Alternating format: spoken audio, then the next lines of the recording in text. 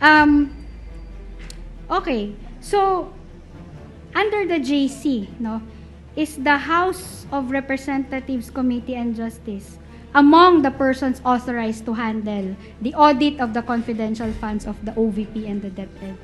Gaya nga po ng sabi ko, i-requested po ito through a subpoena po. Pakisagot lang ho ng tanong ko, no? Authorized ho ba sila to handle the audit? I'm referring to the audit itself, no? I'm not referring to the subpoena. Authorized ho ba si House of Representatives Committee on Justice to handle the audit of confidential funds of the OVP and the DepEd under the JC? Under the joint circular po, responsibility po ng ICFAO na mag-conduct ng post-audit ng liquidation documents ng confidential intelligence. Okay, so Your Honor, ask and answer, Your Honor. Your Honor, please. Yes, Attorney Gapunan. The admonition of this Honorable Presiding Officer, Your Honor, is to be patient, Your Honor. Not In line admonition, request. Your Honor, I have been patient, but in line with these continuing questions, first, bringing in the House of Representatives, bringing in this Senate, Your Honor, we are...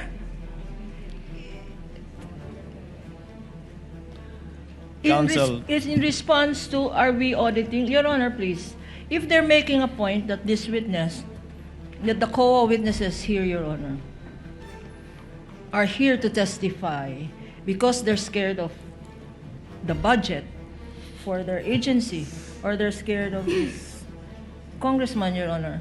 Your Honor, this is already beyond beyond cross-examining. While this Honorable Presiding Officer has given much leeway, Your Honor, let us confine ourselves to what is precisely the definition of cross-examination is. What was taken up during direct and what may be relevant.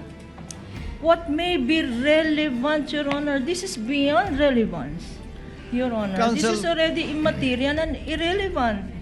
If they want to show, if that is their strategy, if that is their defense, Your Honor, present a witness. No, it's not an objection, Attorney Christine. I think it's more of a manifestation, but the presiding officer would ask you to move forward. I think the Yes, senator Your Honor. judges in the court see your point and Yep. where you're going at in I relation will. to this. Yes. You can move on to your next point. Counsel. Actually, Your Honor, just a quick manifestation. The counsel is preempting my questions. I will not be asking questions on the budget, Your Honor. That's not the line of my the line or the questions that I will That's not ask, the Your point. Honor. Your Honor. Can I continue, Your Honor, please? Kindly wind Thank up with you. this point, Attorney Yes. Christine. Okay, so sa sinabi niyo ho, si COA ICFAO lamang ang may karapatan na mag-audit ng confidential funds of the OVP and the DepEd. Tama ho? Based on the joint circular po, it is the responsibility of the ICFAO po. Okay. So si House of Representatives Committee on Justice cannot review the decisions and actions Excuse me. taken by the COA. Excuse me. Asked and I think answered, the ruling Counsel. of the Only presiding COA is to ICFAO go can to do another it. point. This is another point, Your Your Honor, Honor. the presiding officer has ruled. Counsel, please. Counsels, please. I would consider it asked and answered. Only COA ICFAO can, and it's quite obvious. We can even take judicial notice of that as part of the law that the House does not have any power nor jurisdiction, nor the Senate for that matter, to review the findings of an independent constitutional commission, which under the law she answered to, can only be appealed via petition for certiorari under 45, citing Rule 65 to the Supreme Court. Move on, Counsel. Okay, I will take that as an answer, Your Honor. Yes. I was about to elaborate, but okay, I will take that as an answer. The Court takes judicial notice and knowledge of that, Counsel.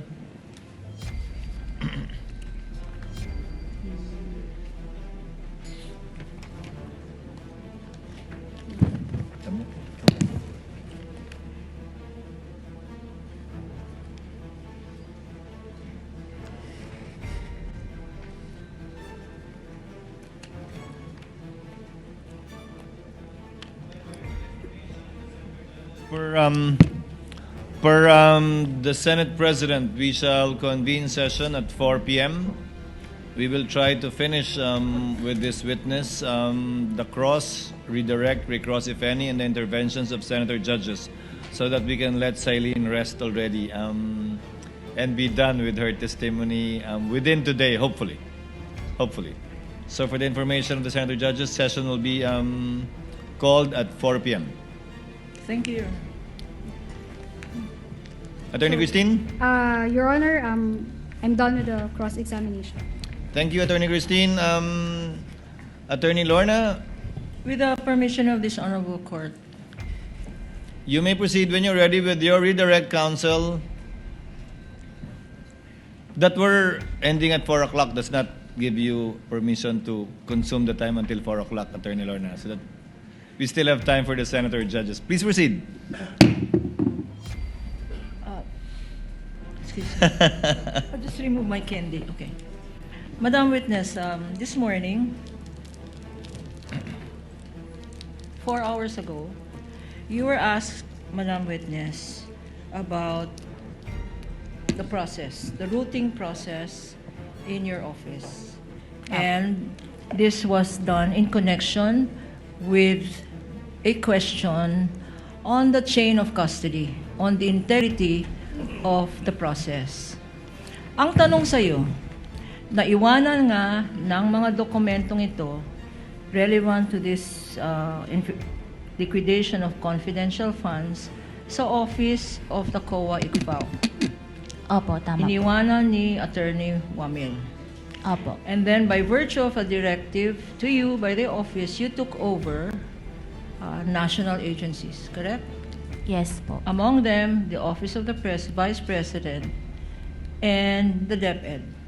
Opo, tama Correct? po. Now, when you took over this function of evaluating the confidential funds of the Office of the Vice President at ang DepEd, yung mga dokumentong minana mo, ito ba ay certified documents lahat ng isang Davin Bakay? Pwede pong pakiulit, paano pong certified meaning?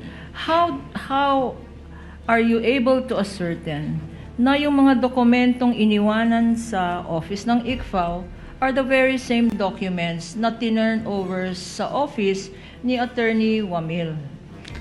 Nung ibinigay po sa akin ito, chinek ko din po yung nilalaman nito based dun sa transmittal letters po. So, na-check ko po na kung ano yung na-audit po ni Mr. Wamil, ito rin po yung naibigay sa akin.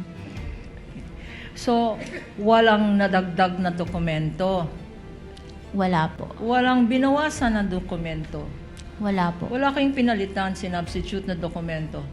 Wala po. In other words, the integrity, the completeness of all those documents left by Attorney Wamil with the office of the ICFAO remained complete. Yes po, tama po. Ano naman? Ibig sabihin ng routing. Kasi counsel here made mention of initials. Ano yung mga initials na yon?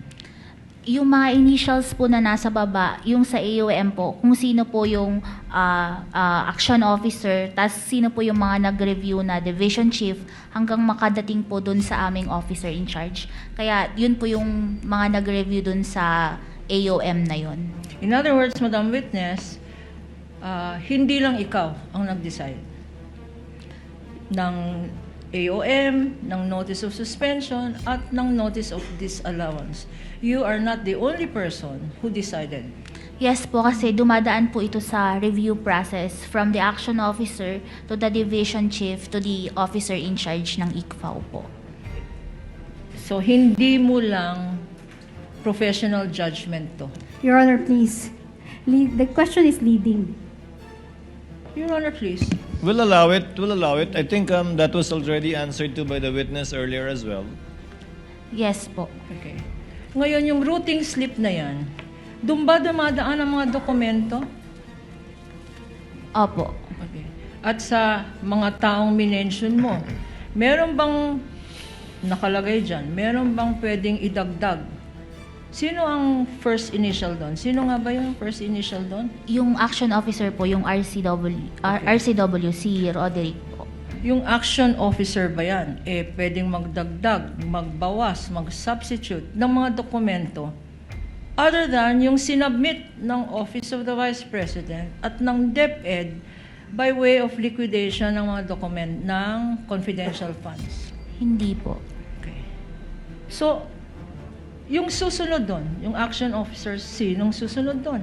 Yung division chief po. Okay. Yung revision chief na yan, pag binigay ang dokumento at yung evaluation mo at yung action officer, darating naman sa division chief, meron bang nangyayaring misteryo dyan sa mga dokumentong from you to the action officer to the reviewing Your Honor, chief? please. Meron bang dinadagdag, sinasubstitute, or Your Honor. pinapalitan dyan Let her finish, sa Counsel. mga documents na sinasubmit ng Office of the Vice President at ng DepEd? Yes, counsel for respondent. What is your Misleading, Your objection? Honor, may nangyayari bang misteryo dyan?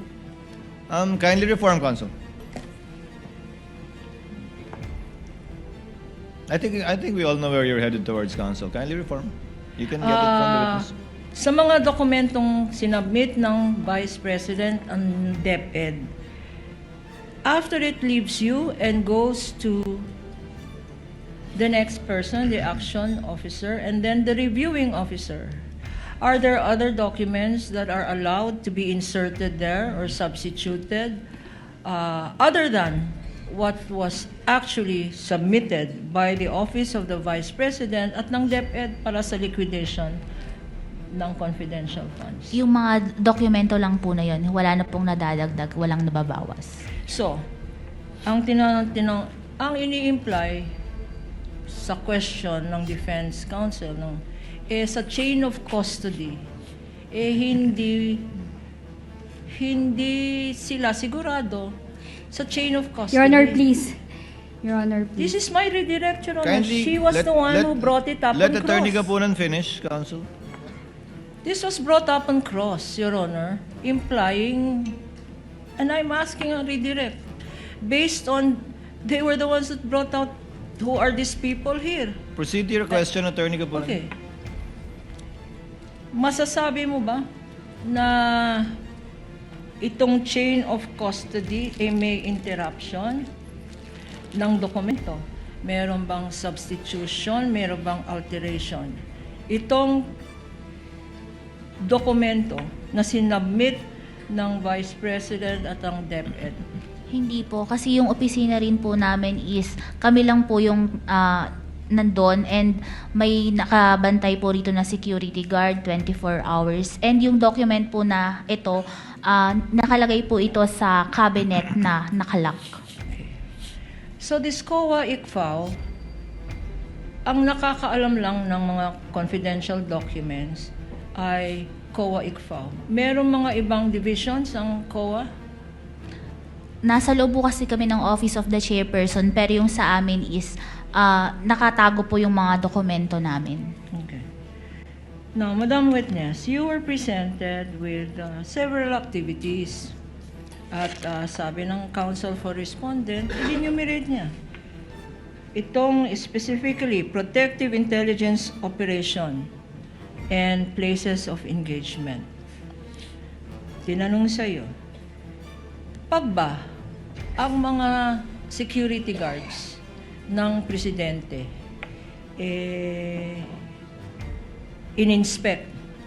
na-inspect daw ang routes prior to departure and arrival of the president, of the vice president, for possible threats, for criminal groups. Yung mga security guards ng vice president, ini-inspect yung rota. Dadaan dito ang vice president, Office of the Vice President or DepEd. Dadaan dito. Tignan nga natin kung may komunista dito. Tignan na natin kung may NPA dito. Tignan nga natin kung may terorista dito. Yan ba ay Your Honor, parte? please. Your I Honor. haven't finished. Let her finish, Is counsel. that part of confidential activity or confidential funds? Your Honor, please. Yes, counsel for The respondent. good counsel is adding facts to the question. Can she not cite the exact wordings, Your Honor? Your Honor, please. This is redirect. You open the door, She can counsel. refer to the record, Your Honor. Counsel, you opened the door. You said, in fact, you asked her, is this part of the, Your Honor, please. Is this part of the Counsel for regular... respondent, please, you read parts of the PIO, what do you call it, PIOR, Celine? Your Honor.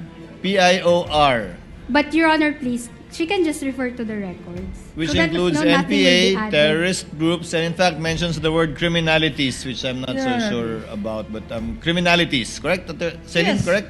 Opo, She nabanggit. said that, Your So the Honor. question is, you mentioned earlier that these are part of confidential functions, not regular functions of the OVP, correct? That was the question of counsel for respondent. Exactly. She I don't responded to that understand, Your answer. Honor. Now, what is your question, Attorney My Cabal? question here is, okay, itong Office of the Vice President, na-confirm mo na may confidential funds. Opo, meron po. Okay.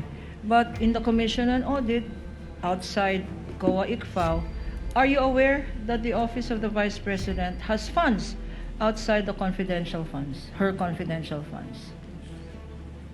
Nasa part na po yun ng regular audit. Ang sa ICFAO lang po is yung sa confidential funds lang. So, you're saying that the Vice President, OVP, the Deputy Secretary, has funds. Your Honor, other than- please. I Already haven't answered, finished. Counsel? She answered. Misleading, Your Honor. She didn't say that they have funds. She said she has no knowledge because that is No, not the Your scope of her audit. She said, Your Honor, She said that it's not there the are subject- there are funds subject of regular audit. Regular funds Yes po, may of the regular Vice funds. President herself. Opo, And this is subject, Madam Witness, to regular audit. yes po. And being subject to regular audit, it is not part of the COA ICFAO confidential funds audit, correct? Yes po, Okay. tama po.